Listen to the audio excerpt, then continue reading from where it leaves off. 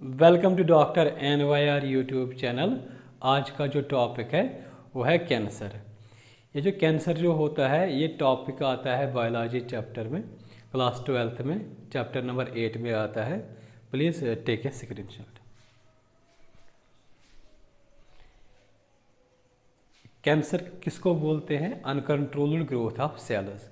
जब cell division होता है, मतलब सेल डिवीजन क्या होता है, ये एक सेल है, सेल से दो सेल बनेंगे, दो से चार सेल बनेंगे, तो इसको बोलते हैं सेल डिवीजन। तो ये जो सेल डिवीजन होता है एक बॉडी में कंट्रोल्ड होता है। सेल के बाद सेल का डिवीजन जो होता है उसके बाद डिफ्रेंशिएशन होता है, और जब डिफ्रेंशिएशन होती है, डिफ्रेंशिएशन के बाद जो होता है ये सेल जो होता है इसकी डेथ बहुत ज़रूरी होती है। मतलब जितना सेल बनती हैं, जितना डिवाइड होती है, उतना उसके साथ साथ वो डेड भी होनी चाहिए।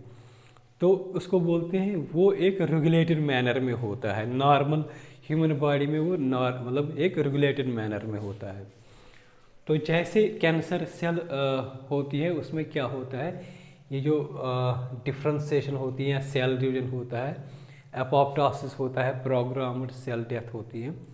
तो इन चीज़ें जो होती हैं, ये पूरे मैकेनिज्म जो होता है एक नॉर्मल सेल में ये रेगुलेटेड मैनर में होती है। मतलब जितना सेल को डिवाइड होना है उसके हिसाब से जो, जब तक मतलब ये एक सेल है, इससे दूसरी सेल जब बनी है, ये सेल तभी बनेगी जब तक इसका पूरा DNA, पूरा इसका जो डिफ्रेंशिएशन हो जाएगी। जब तक इसका वो पूरा नहीं हो जाएगा तब तक क्या होता है, इसमें कुछ पॉइंटर्स होते हैं जिनको बोलते हैं चेक पॉइंटर्स। वो चेक पॉइंटर्स क्या करते हैं, वो चेक पॉइंटर्स इंश्योर करते हैं ये जो सेल है ये फुली अच्छे से इसमें रेगुलेटेड मैनर से डिवीजन हुई है। मतलब DNA अगर होगा, DNA पूरा जो होता है उसकी रेप्लिकेशन हुई, DNA अच्छे से बन पाया, तो वो डिसाइड कौन करता है? Check pointers. मतलब हर एक सेल में ये चेक पॉइंटर्स होते हैं। तो ये क्या करते हैं, इंश्योर करते हैं जितना सेल में पूरे जो मतलब मटेरियल जो होता है वो अच्छे से वो बन पाए। तो जब कैंसर सेल होता है, ये जो रेगुलेटेड मैकेनिज्म्स होते हैं इनका मतलब ये अच्छे से काम नहीं कर पा रहे हैं, ये सही काम नहीं कर पा रहे हैं, जिससे क्या होता है, नॉर्मल सेल जो होता है अगर हम देखेंगे उसमें कंटैक्ट ऑफ इनहिबिशन होता है। मतलब ये एक सेल है, ये दो सेल के बीच एक गैप होते हैं जिसको बोलते हैं कंटैक्ट ऑफ इनहिबिशन। मतलब ये जो सेल होती है ये उतना ही डिवाइड हो जाएगी, मतलब इससे ज़्यादा ही कंटैक्ट इनहिबिशन से अगर ये ख़त्म हो जाएगा, ये सेल क्या है, इस सेल में घुसेगी, यहाँ पे भी एक सेल होगी तो वो इस सेल में आएगी।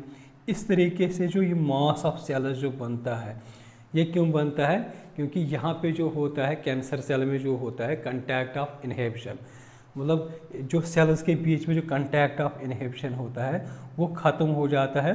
तो ये क्या बनाता है, मास ऑफ सेल्स बनाता है जिसको बोलते हैं ट्यूमर। इस तरीके से हम क्या कह लेंगे, जो नॉर्मल सेल जो होता है उसमें कंटैक्ट ऑफ इनहिबिशन होता है, लेकिन वो नॉर्मल सेल जब कैंसरस सेल बन जाती हैं तो उसमें जो कंटैक्ट ऑफ इनहिबिशन जो होता है वो ख़त्म हो जाता है। इस तरीके से जो बहुत सारी सेल्स जो होते हैं इकट्ठे एक मास बनाते हैं, उस मास को बोलते हैं ट्यूमर। तो ये जो ट्यूमर जो होता है, दो तरह के ट्यूमर होता है, एक होता है बेनाइन ट्यूमर, दूसरा होता है मैलिग्नेंट ट्यूमर। बेनाइन ट्यूमर क्या होता है, सपोज किडनी में कोई ट्यूमर हुआ या लंग्स में, या हम लंग्स में, तो वो ट्यूमर जो होता है वो कैंसरस सेल जो होती हैं वो क्या रहेगी, वहीं पे रहेगी, वो स्प्रेड नहीं हो जाएगी दूसरे ऑर्गन्स में। इस तरीके का जो ट्यूमर जो होता है उसको बोलते हैं बेनाइन ट्यूमर। तो ये अपनी लोकेशन में ही रहता है, ये स्प्रेड नहीं होता है। जब ये एक प्लेस से या एक ऑर्गन से दूसरे ऑर्गन में स्प्रेड नहीं होता है तो इसको इजीली क्या रिमूव करके कंट्रोल कर सकते हैं, इसलिए ये ज़्यादा डैमेजिंग नहीं होता है। दूसरा क्या होता है, दूसरे जो मास ऑफ सेल्स जो कैंसरस सेल्स जो होती है इनको बोलते हैं ट्यूमर सेल्स, या इनको बोलते हैं नियोप्लास्टिक सेल्स।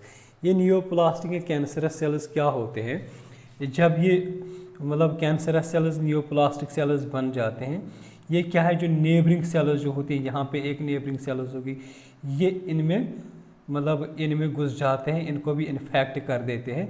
इस प्रॉपर्टी को बोलते हैं इन्वेसिवनेस।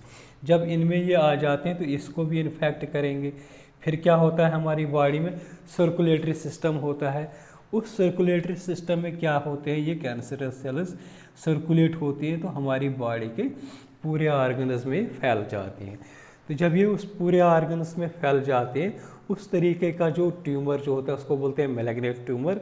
और ये जो फैलना होता है, ये जो स्प्रेडिंग होती है वन ऑर्गन टू और अदर ऑर्गन या पूरी बॉडी में, that process is known as metastasis. तो अगर हम देखेंगे मैलिग्नेंट ट्यूमर जो होता है, इसमें मेटास्टेसिस जो होती हैं वो होती हैं, लेकिन बेनिग्न जो होता है, बेनाइन ट्यूमर जो होता है, इसमें ये प्रॉपर्टी नहीं होती है। इसके बाद हम देखेंगे जो कैंसर जो होता है ये क्यों होता है, इसका काज क्या होता है। कैंसर जो होता है ये होता है कार्सिनोजेनिक सबस्टेंस से।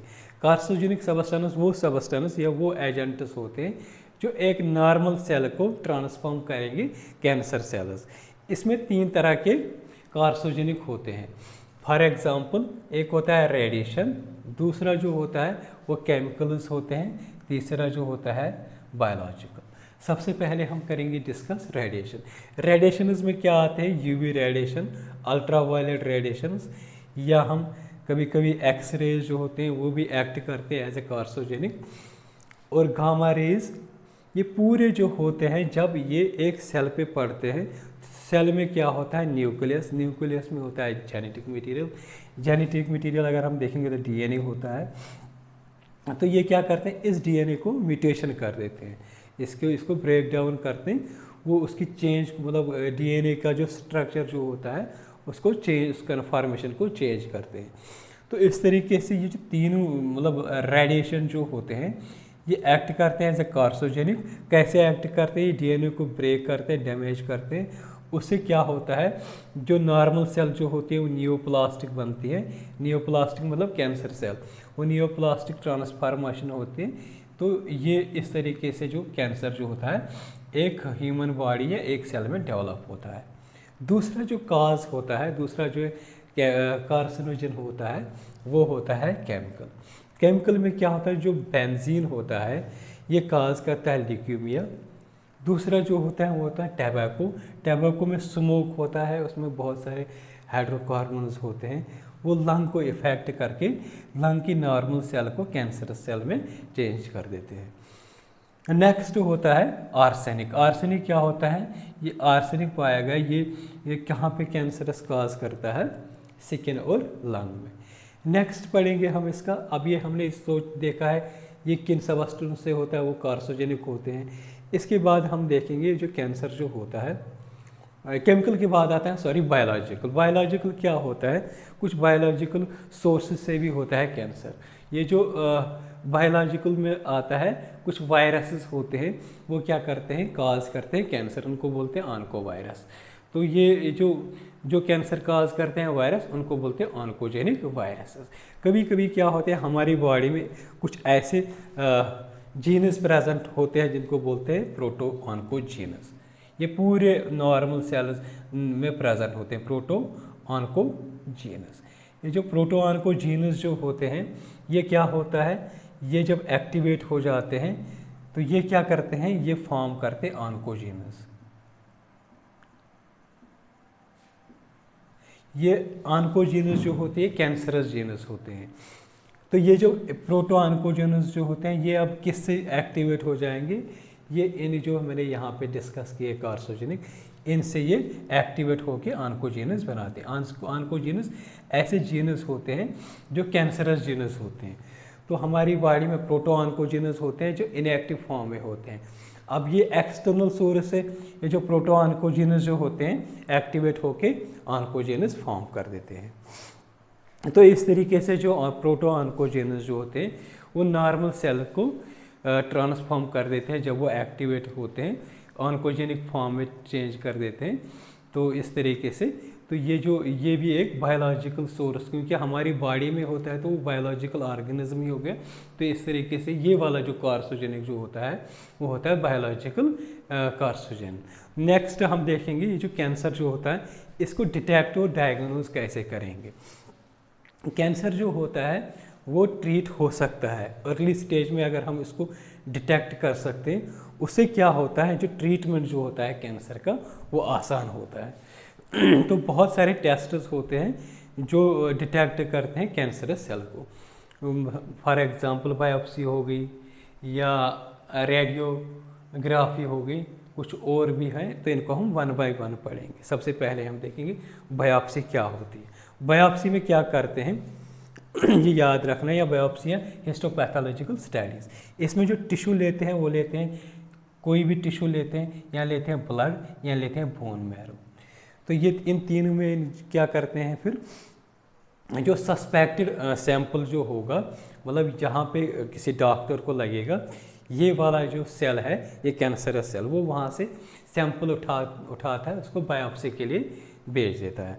तो वहाँ पे फिर उस सैंपल को क्या किया जाता है, उसको डिफरेंट सेक्शंस में, छोटे छोटे सेक्शंस में काटा जाता है, फिर उसको स्टेनड किया जाता है। जब स्टेनड किया जाता है फिर उस जो सैंपल बना है, थिन सेक्शन जो बना है उस सैंपल का, उसको माइक्रोस्कोपिक एग्जामिनेशन करते हैं एक पैथोलॉजिस्ट। तो उसी को बोलते हैं बायोप्सी एंड हिस्टोपैथोलॉजिकल स्टडीज। उससे हमें पता चलता है ये जो कैंसरस सेल है या ना है। दूसरा जो होता है टेस्ट जो होता है वो रेडियोग्राफी होता है। रेडियोग्राफी में क्या होता है, एक्सरेज होते हैं, सीटी टेस्ट होता है, सीटी का मतलब होता है कंप्यूटेड टोमोग्राफी, या कभी कभी क्या होता है एमआरआई से भी डिटेक्ट या डायग्नोज हो जाएगा एक कैंसर। एमआरआई का मतलब होता है मैग्नेटिक रेजोनेंस इमेजिंग। तो ये जो चीज़ें होते हैं, एक्सरेज हो गए, सीटीसी या एमआरआई जो होते हैं, ये कौन सा डिटेक्ट करते हैं, कौन सा कैंसरस इंटरनल ऑर्गेनिज्म में जो कैंसर होगा वो ये डिटेक्ट करते हैं। नेक्स्ट जो होता है, कभी कभी क्या होते हैं सेल के काउंट को भी पता चलते हैं। मतलब अगर हम देखेंगे सेल में ये कैंसरस सेल्स मतलब जो होते हैं उनको काउंट करके पता चलेगा कितनी सेल्स जो होती हैं वो कैंसरस फॉर्मेशन हो जाती हैं, तो उससे भी पता चलता है एक कैंसर का। कुछ एंटीबॉडीज़ होते हैं, मतलब सपोज़ अगर कुछ ऑन्कोजेनस वायरस एक बॉडी में आएंगे तो उन ऑन्कोजेनस वायरस को क्या करेगा हमारा इम्यून सिस्टम, उनके लिए बनाएगा एंटीबॉडीज़। तो जो वो एंटीबॉडीज़ बन जाएंगे, उन एंटीबॉडी को डिटेक्ट करके पता करके डिफरेंट टेक्निक्स का यूज़ करके हमें पता चलेगा कि ये कैंसरस मतलब कैंसरस वायरस ने इन्फेक्शन किया है या नहीं किया है। कभी कभी क्या होता है जो इनहेरिटेड जीन्स जो होते हैं, मतलब अगर हमें पता लगाना है जो जीन्स में कैंसर, मतलब जो जीन्स जो होते हैं अगर उनमें कभी मतलब ऐसा वो कैंसरस बन जाते हैं तो वो कैसे हम डिटेक्ट करेंगे। कुछ मॉलिक्यूलर बायोलॉजिकल टेक्निक्स होते हैं, वो पता कर सकते हैं उनसे हमें कि ये जो इनहेरिटेड जीन्स जो होते हैं तो उनसे उनको मतलब डिटेक्ट कर सकते हैं। उन जीन्स को हम इन मॉलिक्यूलर बायोलॉजिकल टेक्निक से पता कर सकते हैं। इसके बाद जो होता है इसका ट्रीटमेंट देखेंगे।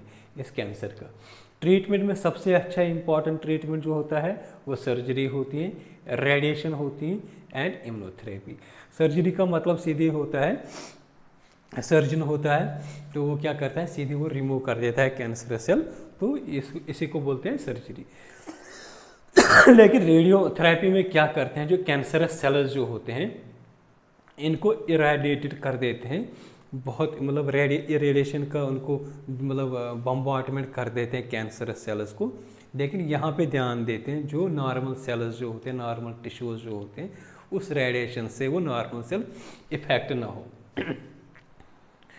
कुछ क्या होते हैं कीमोथेरेपी, कुछ केमिकल्स जो होते हैं केमोथेरेपी ड्रग्स जो होते हैं उनका भी यूज़ करके हम इसका ट्रीट कर सकते हैं कैंसर्स का।